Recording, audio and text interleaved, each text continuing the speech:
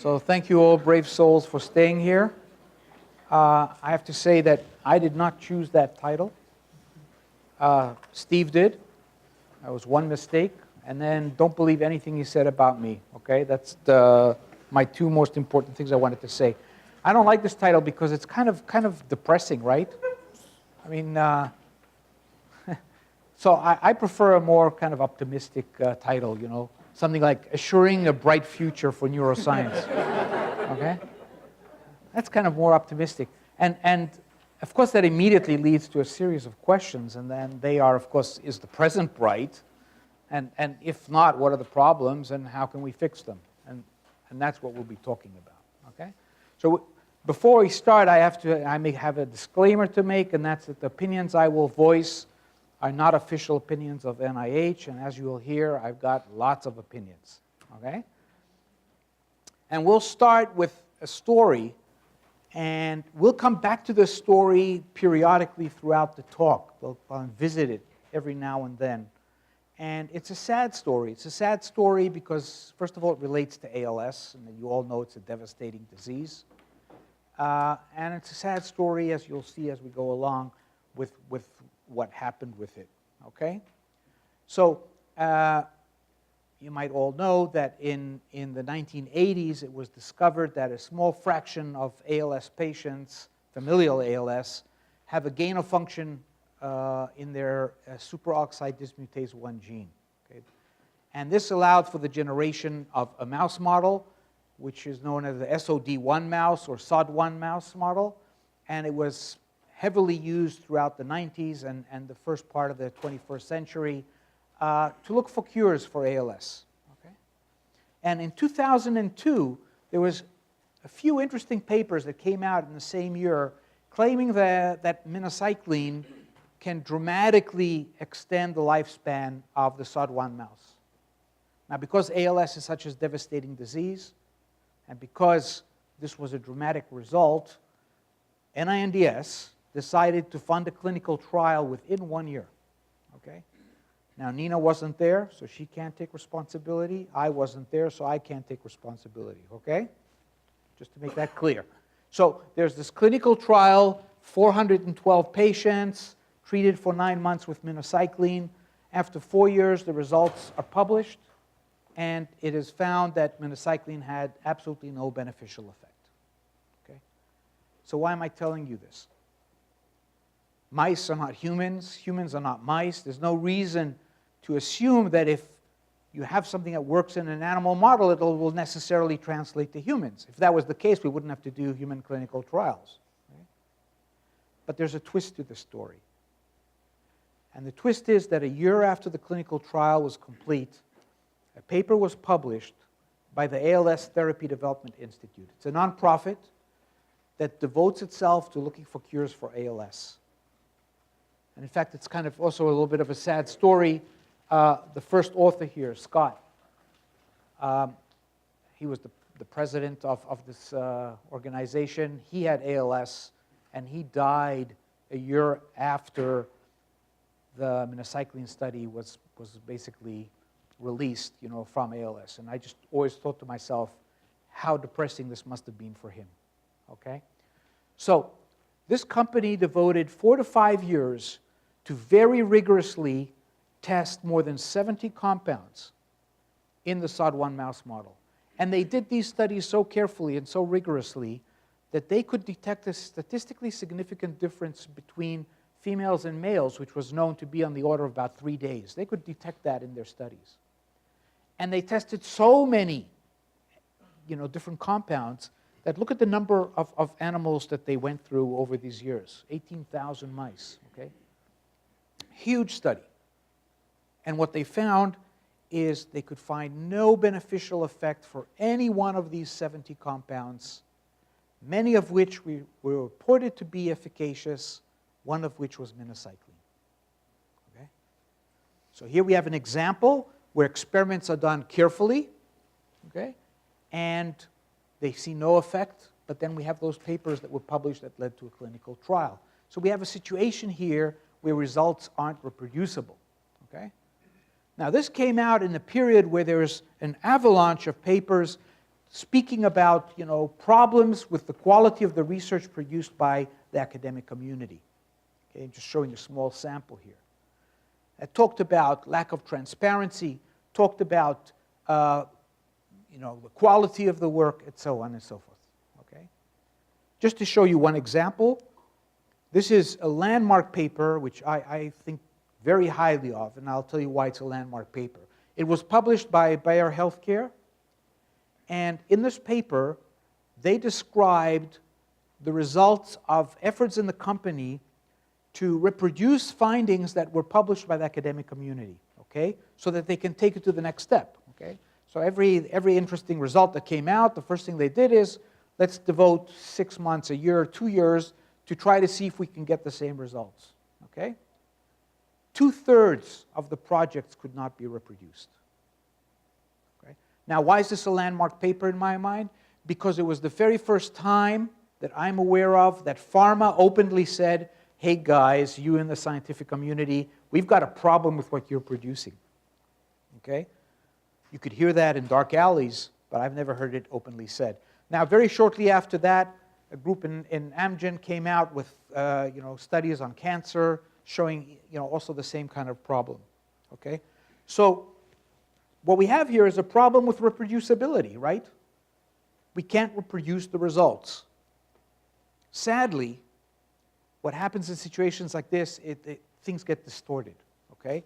So here you can see just a few examples of where this has gone. And these are just examples from the last few months, suggesting that scientists are crooks.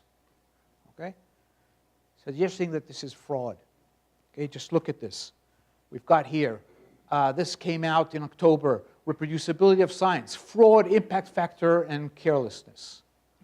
November 2017, an editorial in Nature calling for the establishment of a U.S. Research Integrity Advisory Board that will mitigate bad practices. Gives me the shivers. Okay? Last week in Nature, in 7 days, they talked about the establishment of an integrity office in France. Okay? And it's not only journal editors or reporters who are doing this. I mean, here's a paper published in 2016. It's a commentary in Nature that talks about stop ignoring misconduct. I think all these people are barking up the wrong tree, especially this idiotic tree they have here. Okay? Now, what are they basing this on? Okay? They're basing it on results that the scientific community is publishing. Okay? So let's look at one example. So here's a paper from PNAS, 2002. It says, misconduct accounts for the majority of retracted scientific publications. I'm probably here in the way of everyone. Sorry. Okay? They go on, they write here, the percentage of scientific articles retracted because of fraud has increased tenfold since 1975. Okay? Now that's pretty scary, right? Tenfold increase, that's terrible. But, the devil is always in the data. Okay? So you look at the figure here, and it's kind of hard to see this dot, but okay. Let's first just look at the data, okay? To me, it looks pretty flat all the way through 1995, right? It's kind of, a little bit up and down, okay? Then there's something funny that happens right here, okay? But look what they do. They fit this ridiculous curve. They fit this curve, and it's not a fit. It's just they draw a line. In fact, if you look at it, you'll see it dips down here a little, as if it's really following the data. It's dipping down and it goes up, just to dramatize things a little bit. But that's the least of the problem. If you look here at the scale, first of all, it says percent of articles retracted for fraud or suspected fraud. Okay? Not exactly the same thing. And look at the scale. It goes up to 0.01%. That means 1 in 10,000 papers.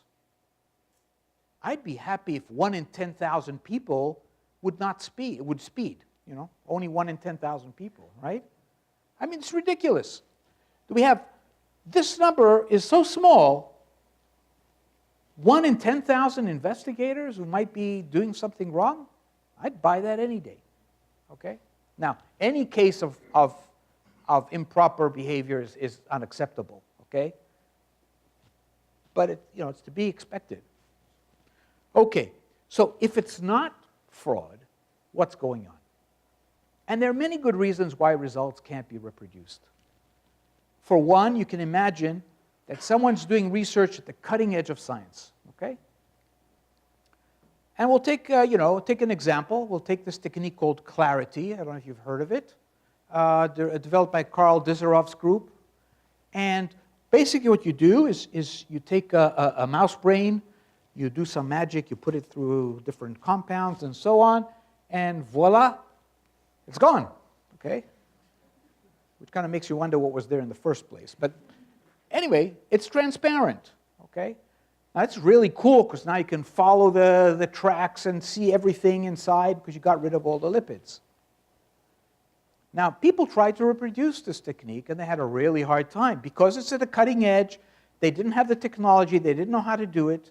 But Karl Dizerov's group did a lot to help people get this up and running. And now several groups are using this, okay? So it's an example. If you're doing cutting edge science, maybe your work cannot be reproduced. Then there's confounding variables, what I call the unknown unknowns. If you don't know that something's going to affect your results, how can you possibly correct for it? Because you don't know about it. And how are you going to report about it? You don't know that you need to report about it. So if that confounding variable happens to be different in someone else's group, and they try to reproduce your results, they're not going to get the same results, okay? There's nothing fraudulent about that, all right? The third example is problems with resources, and this is kind of a painful reality. I don't know how many of you know that some estimates place at 30% the number of cell lines that are misidentified. 30%. So you say, oh, I'm working on human embryonic kidney cells, and in reality you're working on monkey epithelial cells, okay? And then you try to compare the results from two groups, and they don't get the same result, okay? So it wouldn't be surprising. Okay? So why am I giving you these examples? First of all, to make the point that it's not that we're all crooks, okay? And it's not good that that's how it's being viewed.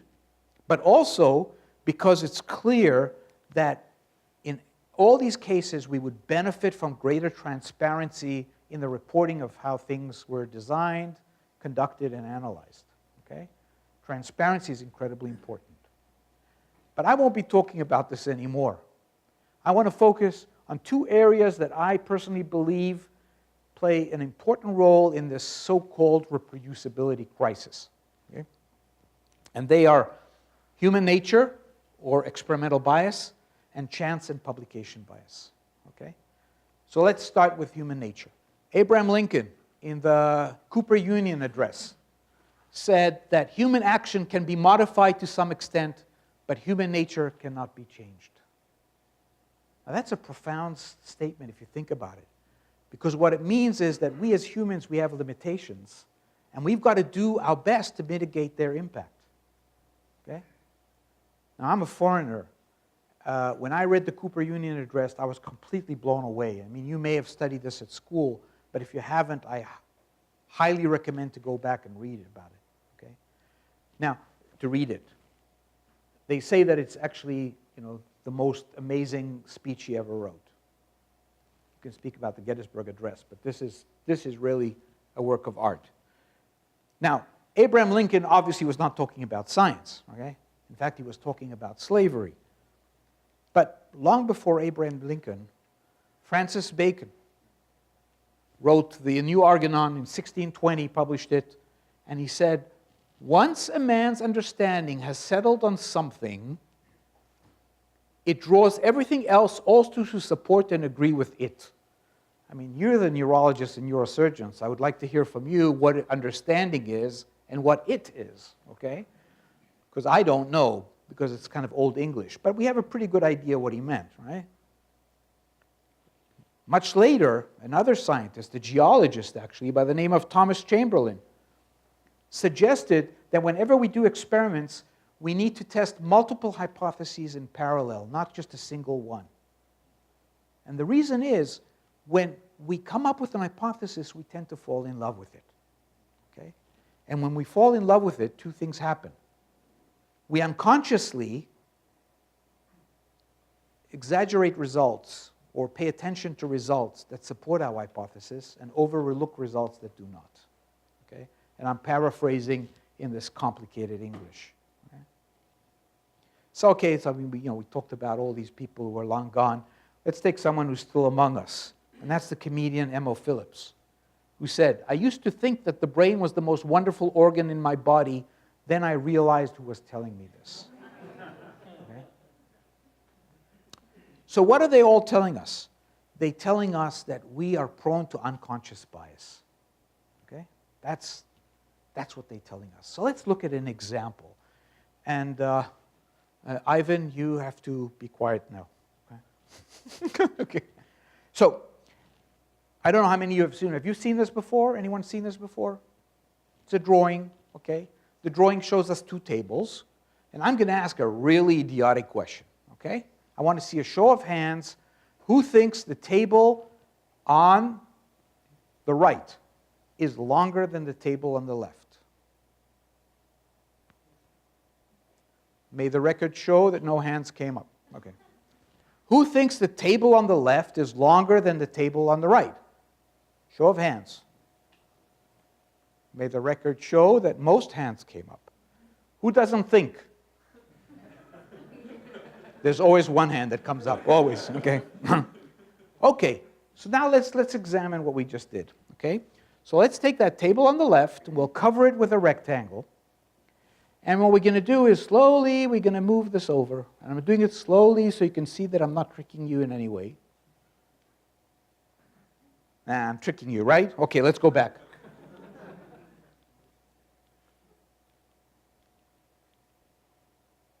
And no matter how many times I do this, it doesn't matter how many times I will do this. Okay?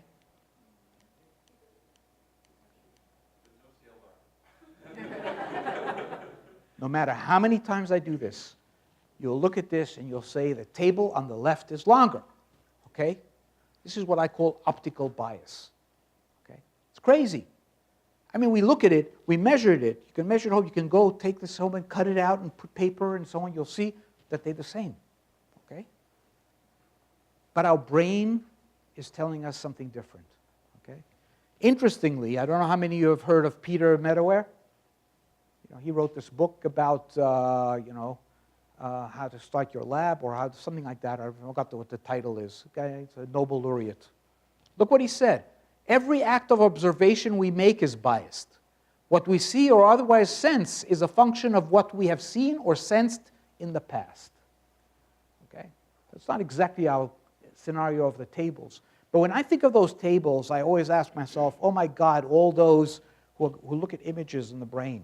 Okay, do functional MRI, or any other kind of imaging thing, modality, and then think that they see what is actually there.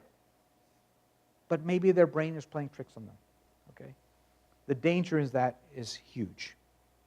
Okay, so I showed you one kind of bias, but this is from a paper that defined 234 types of bias. This is crazy, right? I mean, so many kinds of bias, and these are all unconscious biases. It's kind of, how do we wrap our brains around it, so to speak? How do we define bias in such a situation? Well, I like the definition that was put forward by David Ranzerhoff in 2005. And what he said is that the definition of experimental bias is that the reliability of a study is determined by the investigator's choices about critical details of research, design, and conduct. In other words, it's the choices that we make as investigators that will determine if we introduce bias or not. Okay? The onus is on us. But he goes on to say that bias is unintentional and unconscious, just like Thomas Chamberlain said. Okay? So this doesn't make sense. If it's unintentional and unconscious, how can we control it? Okay? We're not aware of it. Well, he gives a solution, a very clever solution. What he says is, the process of addressing bias involves making everything equal during the design, conduct, and interpretation of the study, and reporting those steps in an explicit and transparent way. When we do experiments, we have to make sure at all stages of the experiment, when we're comparing group A to group B, that everything is identical except for that one parameter that we're trying to test. That's what he's saying. Now, he goes on to say in that paper, he gives an example to try to make it clear for us, in case we didn't understand that. And here's the example. He says, let's pretend that we're doing this study, and we're comparing, something looking for a marker in cancer.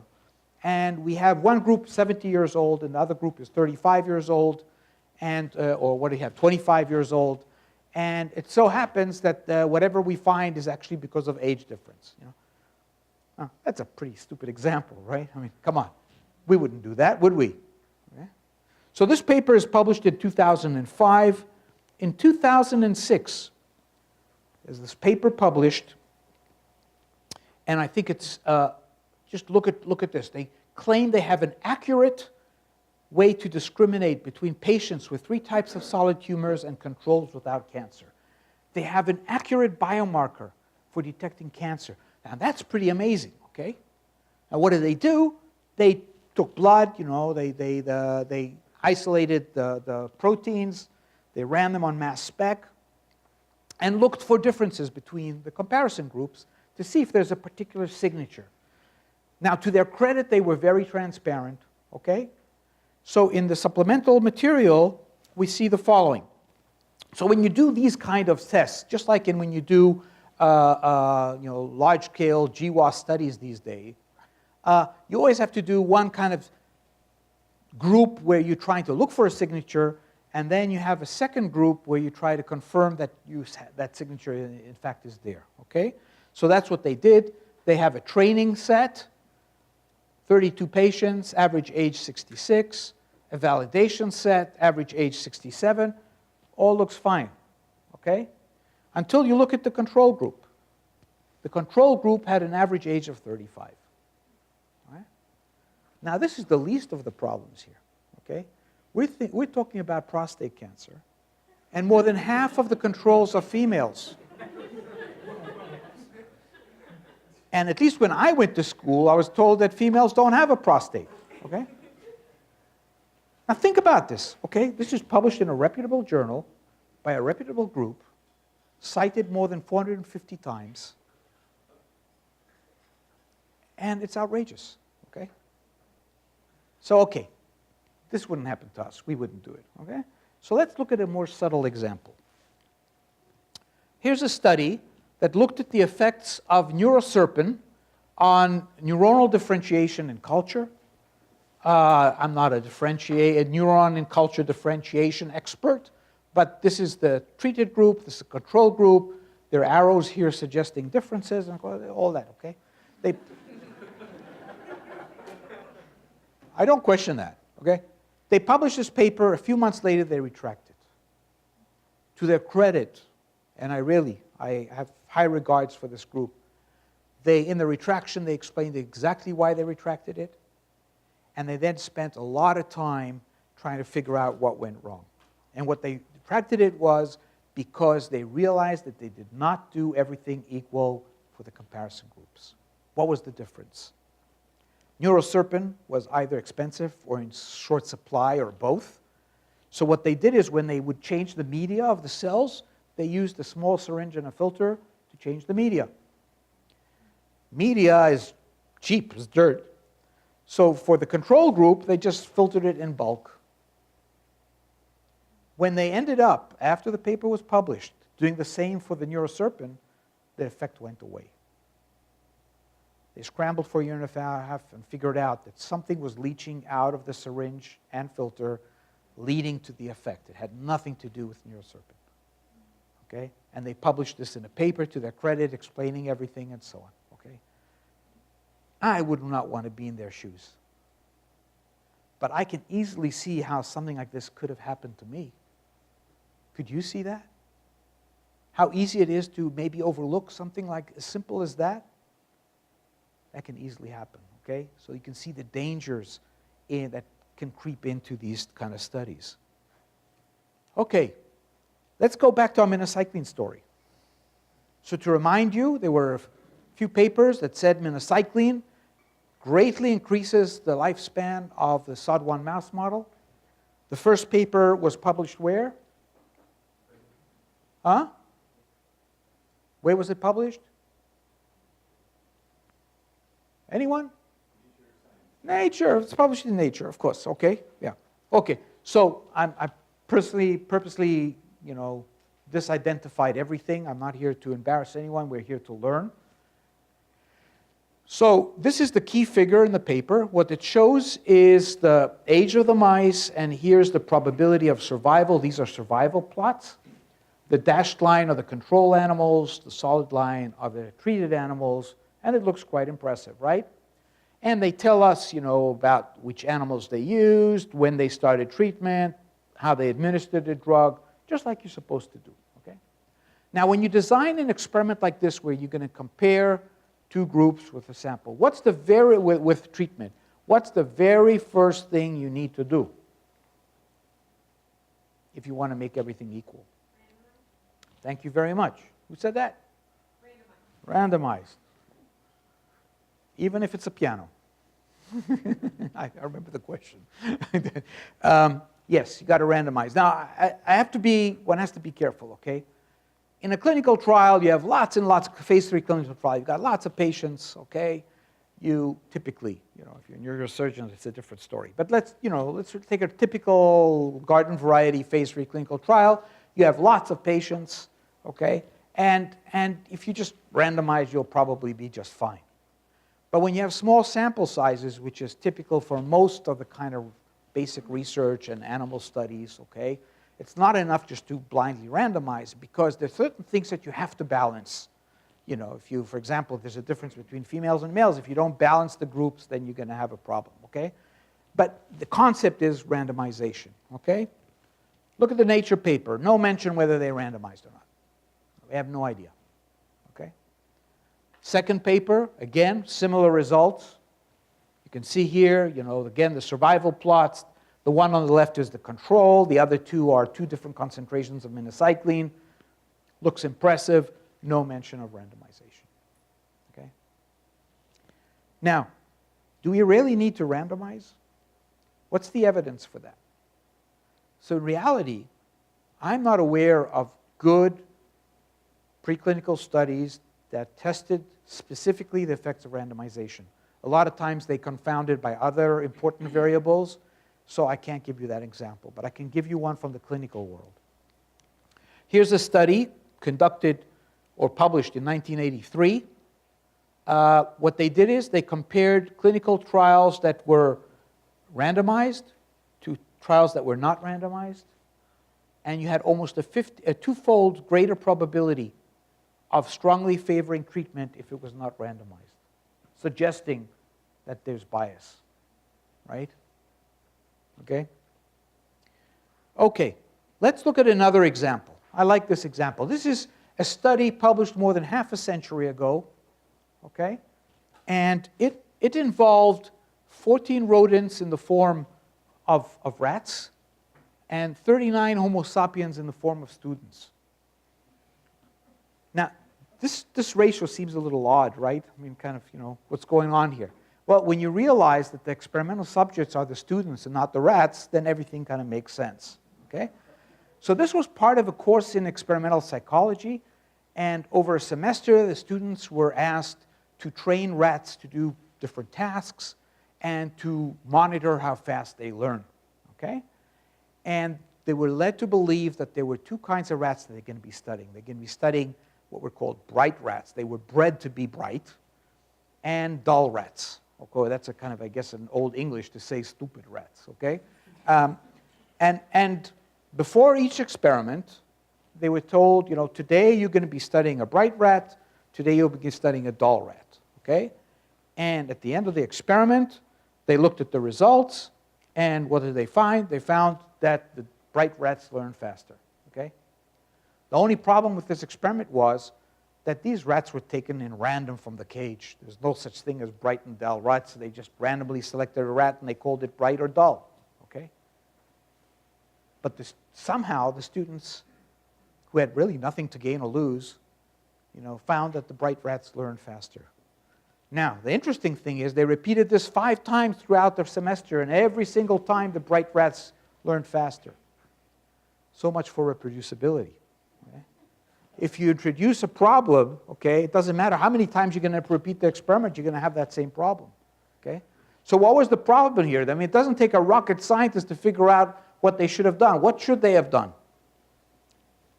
If this was a real experiment, blind. They should have not disclosed to the students what rat they're going to be studying on that particular day, right? Okay, but this was a trick experiment. Okay? So that's called blinding. And when I talk to people and I say, you should blind your experiments, bless you. If you should blind your experiments, then many of them get seizures and so on. They get very uncomfortable. They said, I'm going to have to hire 2 or 3 more people. I'm going to have to double my grant. How am I going to do this? I can't do this, But in reality, in most cases, blinding is incredibly simple to do. In most cases, what you do is you just ask someone to code the samples and to reveal the code only after you've done the experiment and finished analyzing the results. Okay? You can ask someone in your own lab. You can ask a technician in the adjacent lab. It'll take them 5 minutes. Okay? Now, if you're comparing green and blue mice, it's kind of difficult to blind, okay? I understand that, okay? But in many cases, in most cases, it can be done, okay? So, again, blinding. Do we have good data from preclinical? Not really. It just hasn't been done. I'm itching to do those experiments, but I don't have the funds. But, yeah, how they say, the cobbler walks barefoot, that's, so a clinical systematic review that was done was really interesting. They actually identified several clinical trials that in parallel tested blinded and unblinded, okay? And what they found is, look at this, the odds ratio was exaggerated, 36% in the unblinded group. Okay? So blinding can really affect our estimate of what's going on. Okay, so now let's come back to our minocycline study. We can see that the Nature paper, there's no mention if they blinded or not. The other paper says the experimenter was blinded to the treatment protocol. I don't know what that means. I mean, what stage was the investigator blinded? Was he blinded to the allocation of the animals? Was he blinded to the treatment? Blinded to the analysis? We don't know, okay? So what have I told you so far? So far I've told you that investigators that study the effects of minocycline in SOD1 mice don't report whether they randomized experiments and whether they blinded. That's all I said. So how widespread is this problem? Is it just for this group of scientists? So here's a cool study. It was done by Emily Senna and her colleagues at Edinburgh University. What they did is they looked at 4 neurological disorders. They went through multiple papers to see what was reported. We will focus on multiple sclerosis because they had 1,117 papers that they looked at. That's a fair number, okay? Look what they found. Only 16% reported whether assessment of outcome was blinded. Only 9% of the papers reported whether they randomized or not. And look at this number. Only 2 papers out of 1,117 provided any information on how they came up with the sample size. Okay? Just think of clinical trials. Can you imagine if that would happen in a clinical trial? It's just hard to believe. So we have a problem. People don't tell us whether they blind or randomize or how they came up with the sample size. But this doesn't necessarily mean that they didn't do it, right? So is there a way for us to figure out if they did it or didn't? Well, that's kind of difficult. If we call them, it's not going to work. But there's indirect evidence that this actually might be the case, that lack of reporting is associated with lack of practice. And here's just one example. I love this example. So this was a study, again, done by the Edinburgh group. What they did is they looked at all the animal studies that examined the effect of the immunosuppressive drug FK506 in experimental stroke.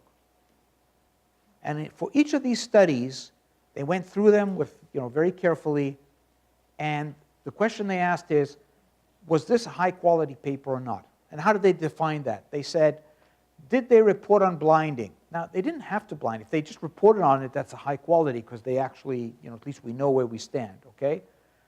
If they reported on that, they get a point. If they reported on randomization, they get a point. If they reported on sample size calculation, they get a point. And so on and so forth, they can accumulate up to 10 points, okay? And that's the quality that's shown here on the x-axis. On the y-axis, they plotted the efficacy reported in each of these papers. And I think it's quite obvious that the fewer parameters that are reported, the greater the apparent efficacy, suggesting that lack of reporting is associated with lack of practice, and that lack of practice can lead to bias. Okay? Encouraging.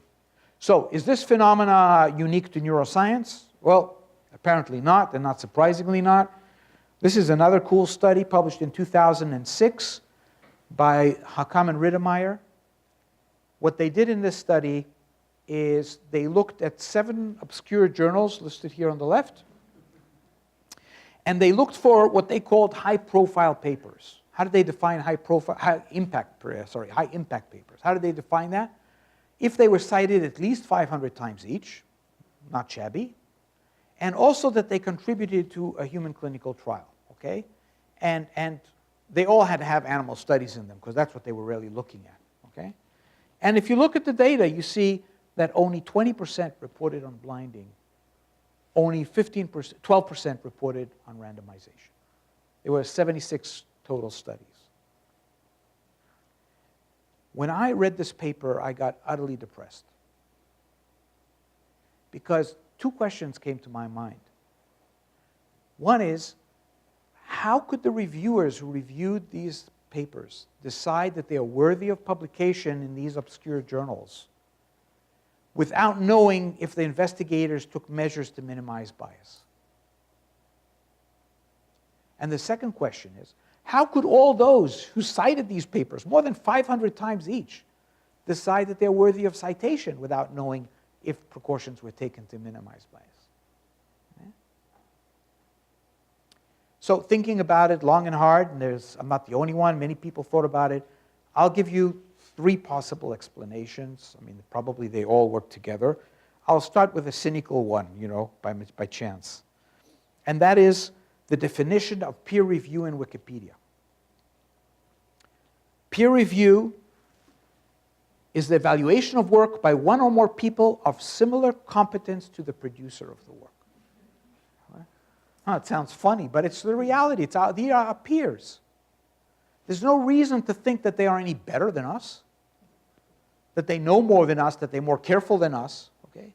If an entire field does not report on measures to reduce bias or don't practice measures to reduce bias, why would the reviewers pay attention to it? Okay? The same you can say about the editors who overlook these things, who don't pay attention to it. Okay? So peer review is not our solution. Okay? It's part of the problem. The other point is here, what I've drawn here is the number of publications in PubMed in the English language per year in the last half century. Now what you can see is that the numbers went up tenfold in half a century. Now what does that mean? That means someone who's practicing science today compared to someone who practiced half a century ago has to read 10 times more material, to read 10 times faster, or maybe to read 10 times more superficially. Okay? We can't keep up with all this literature. And if we can't keep up with it, then we don't do a good job, right? There's nothing we can do about it. And think of all those reviewers who have to review now 10 times more papers. Okay? Are they going to do a good job? Do they have the time to do it? This is, we're inundated with data. Okay? So that's a big problem.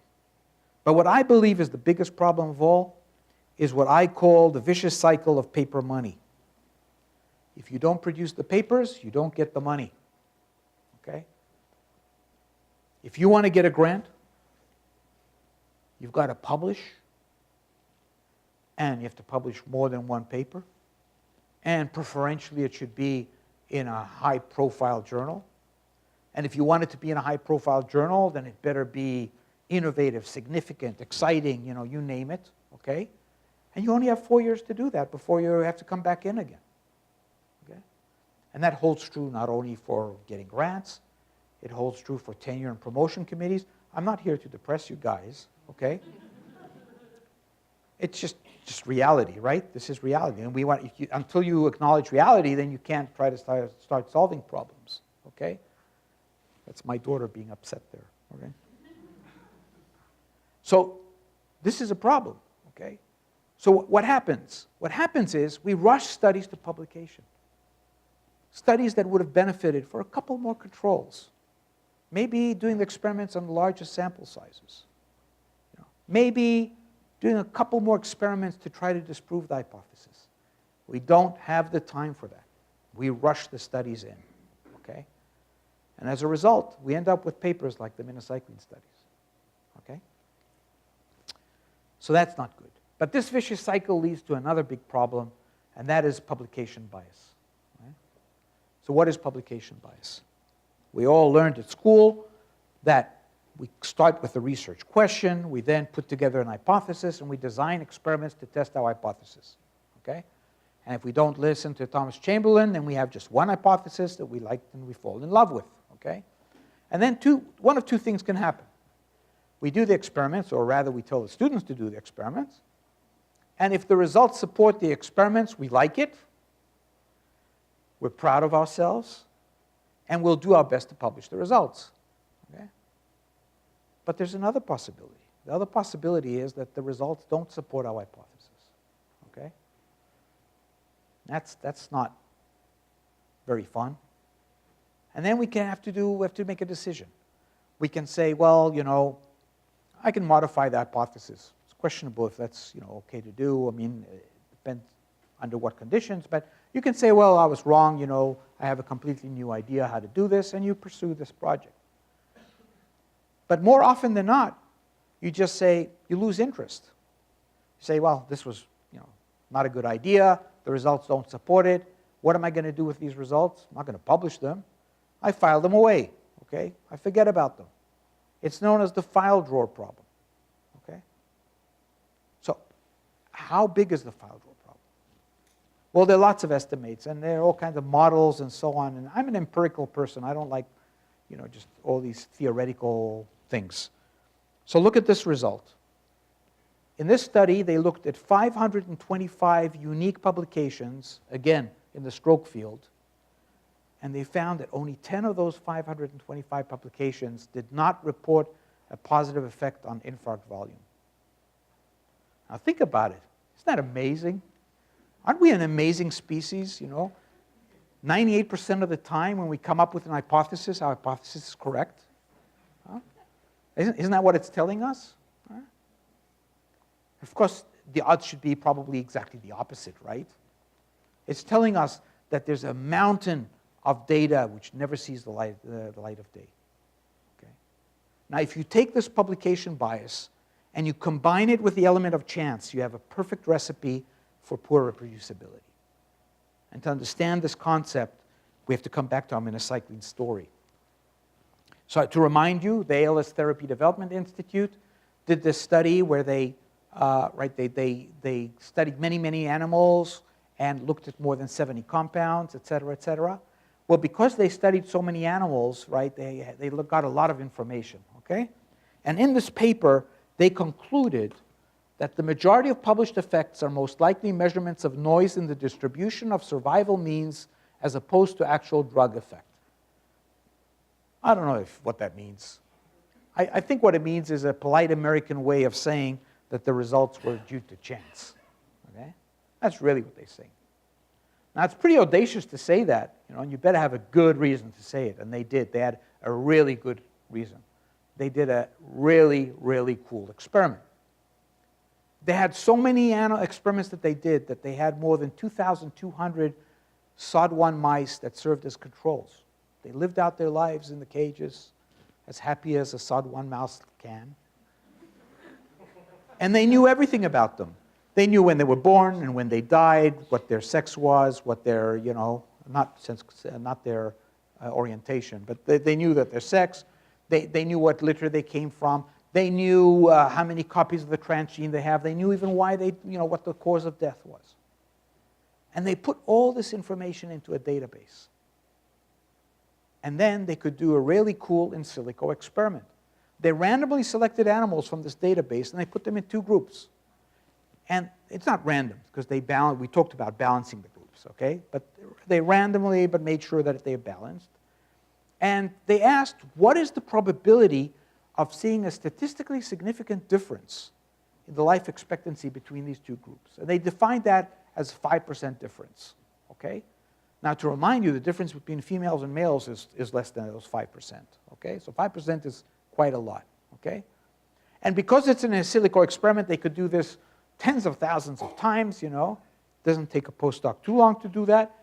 And what they found is shown here. And this is actually my rendition of the results. I should have had that there adapted from. I forgot to put that in there. Okay, so what did they find?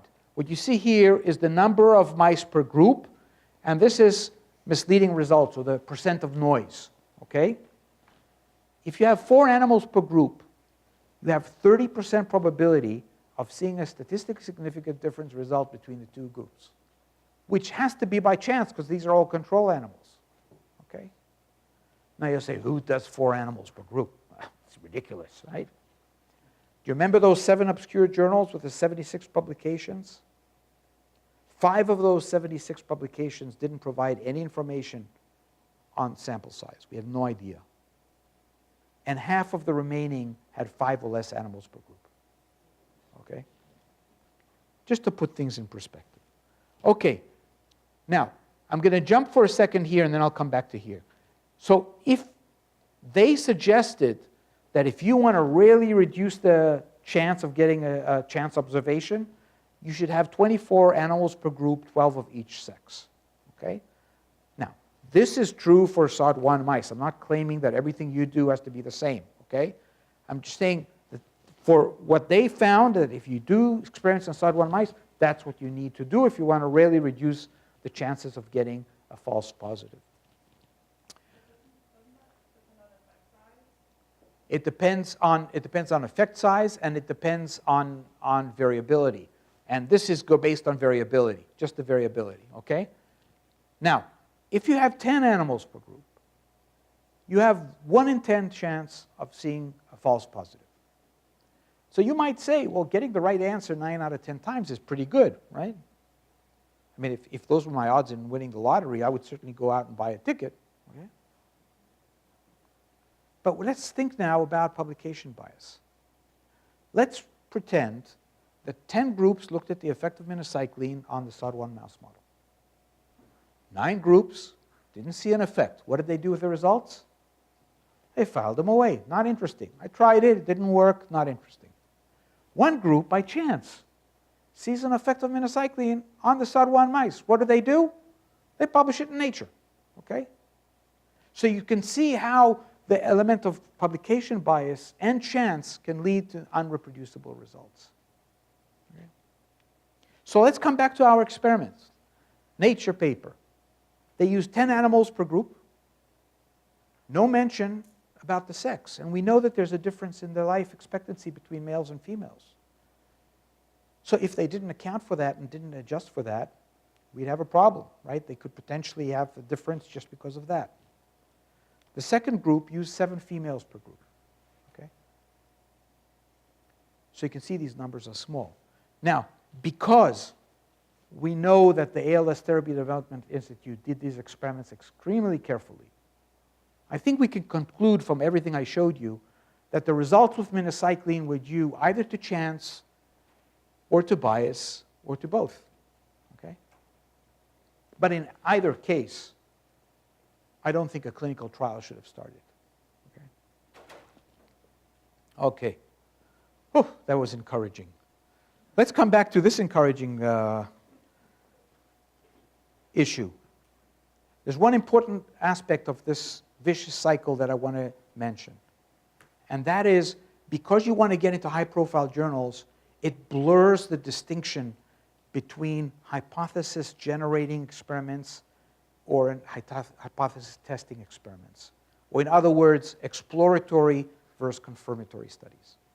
Where you're exploring, it's okay that if you don't blind your experiments and you use a small sample size, you're looking for things, okay? And that might help you come up with an idea, like Nina did many times in her career, come up with an idea with what might be going on, okay? But then, once you want to test your hypothesis, you've got to take every measure to minimize unconscious bias, okay? So then you have to do things carefully. So there's an exploratory and confirmatory study.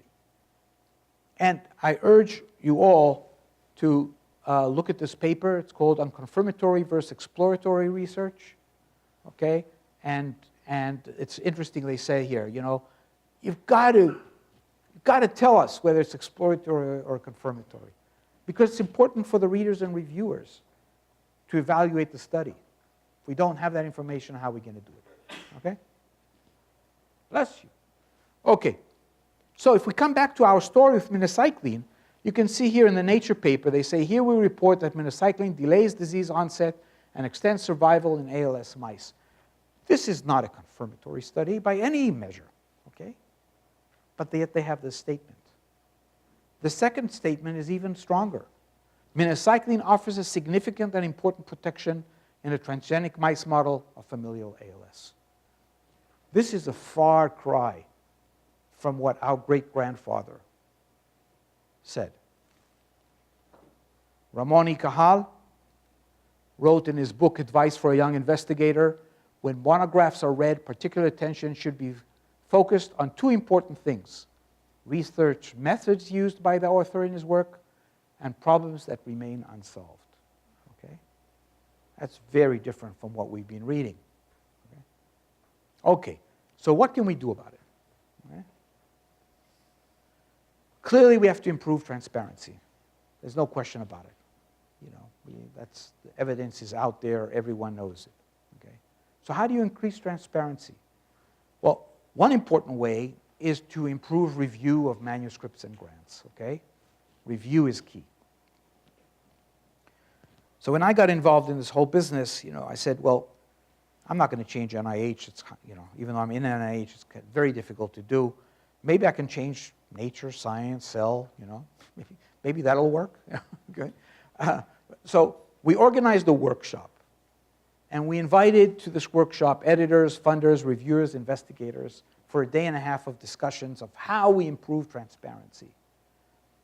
And it was a fascinating meeting. The first day was basically all finger pointing. Everyone blamed the other ones, it's the reviewer's responsibility, it's the editors, it's the investigators, it's the funders, everyone else was to blame. But then something magical happened overnight. I don't know what it was. I don't know what they put in their water. But the next day, everyone agreed that we share responsibility and that we all have to work together. Now, I don't know what happened and how it happened. I suspect that it was something I'll show you in a second. But in any case, this workshop led to this publication within a couple of months. It was prospective in nature with all the invitees, not all, most of the invitees to this workshop. Not everyone signed on. And basically, it's got this very long title. But in a nutshell, this long title says, we need more transparency. Okay? And it's long because every author wanted at least 2 characters in the title. But this paper ended up having a big impact. And I've often thought about why. And I tend to believe that it's because many times less is more. Okay? And here we ask the question, what is the bare minimum that we can all agree on? The bare minimum that needs to be reported. Okay? And that's what we focused on. And that somehow resonated with Nature and Science. Cell wouldn't sign on. But within 8 months, Nature Publishing Group made changes to their review process. They instituted 4 changes which are really important. First of all, they introduced a checklist quite an extensive one, where you have to say whether you reported on different things and where in the document it's stated. Okay? They lifted the restrictions on the length of the methods. Duh. I mean, why would you restrict the methods in the first place? Didn't they read Ramon Cajal's book? All right. They hired biostatisticians to help the reviewers and editors evaluate the statistics. And they provided a platform where you could put the raw data. Okay? Pretty significant change. And in fact, just a few weeks ago, they expanded this to additional areas of research. A year after this, NIH, together with Nature and Science, had a second workshop in which they invited more than 30 journals, and they came up with principles and guidelines for reporting preclinical research. Key to this is transparency. Of course, when you expand it, the more you expand things, then obviously things get diluted because not everyone can agree to everything. So it's not as dramatic as what Nature did, for example, or Science, but it's a step in the right direction. So here we somehow indirectly influenced how review of manuscripts gets done. But all of you, all of us, are reviewers whenever we go to meetings. We listen to talks. We go to posters. You have posters out here, okay? And how do we decide if they're worthy of looking or remembering or reading up about afterwards? We reviewing what we're listening to. And it's not good. There's a lot of lack of transparency in all these things. So we had an idea last year, and we came up with this concept that we should perhaps try to increase transparency at conferences. To this end, we organized a roundtable discussion with conference organizers, and then we published this commentary. Nature called it shake-up conferences, but the idea was simple, okay? A typical figure that you would see in a presentation. You've got these error bars. You have no idea what they are. You don't know what the sample sizes are. You don't know how the experiment was done, and this gets flashed up for 25 milliseconds, and good luck. But what if, you had something like this, where you could see the N, you could see the distribution, you could see the number of experiments, and maybe incorporate emojis, where this is randomized and blinded, and maybe it's a confirmatory study, okay? Maybe the community can come up with emojis that they like, and it's interesting, because in retrospect, we found out that people hate this term emojis. I think the young people get it, but the ones who make the decisions, they don't get it. We should have probably called it icons or something like that. But anyway, this is being tested by FASIB in their summer courses, okay, in summer meetings. So it'll be interesting to see where this leads to, But that's up to you, your next generation. Okay, so much for that. What about NIH as far as transparency? Well, NIH changed the review criteria as of January 2016. What they did, they made 4 changes. One is when you write your grant, you're supposed to describe how you're going to do your experiments in a rigorous way to minimize bias, okay? We've talked about this for an hour now, so it's clear what we're talking about, okay? This is what you have to do when you're describing your experiments, okay? That's one thing. The other thing you have to do is talk about what is called now the scientific premise, which is a terrible term, misunderstood. People don't know what we mean by it, and hopefully that's going to change. What it really means is you're supposed to describe the rigor of the supporting data, the key data that you're using in support of your application, okay? You don't want to build a house of cards. I mean, you don't want to waste your time. You don't want to waste taxpayers' money, right? You want to have a solid foundation. Now, that's not always the case, but it's okay. We could at least describe, say, well, there's this interesting result that came up. I don't know if it's actually going to, hold up or true, but I'm going to test that as part of what I'm going to do, okay? So you address the issues in what you're using in support of your data. Just to show you an example, this is a key figure from a grant that was funded by NINDS, and I de-identified everything. So basically what you see here It says analysis of the inhibitory effect of X on Y in hippocampal slice culture. Okay? And you look at this figure, and it kind of looks impressive. You've got all these bars and stars, and right? Looks kind of cool. Okay? The last sentence in the figure says, slices treated with 0.001 and 0.1 millimolar X are missing from the 4-week analysis as they had been lost to contamination. Okay? Now, does this sentence disturb you in any way? Does it shake you in any way? Anyone? Yes? There might have been some low-level contamination. Yeah, that's probably true, but that wouldn't shake me. Yes?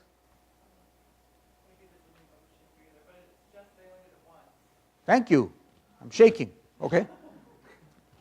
What is the probability that every time they did this experiment, the same 2 concentrations were lost to contamination? Okay?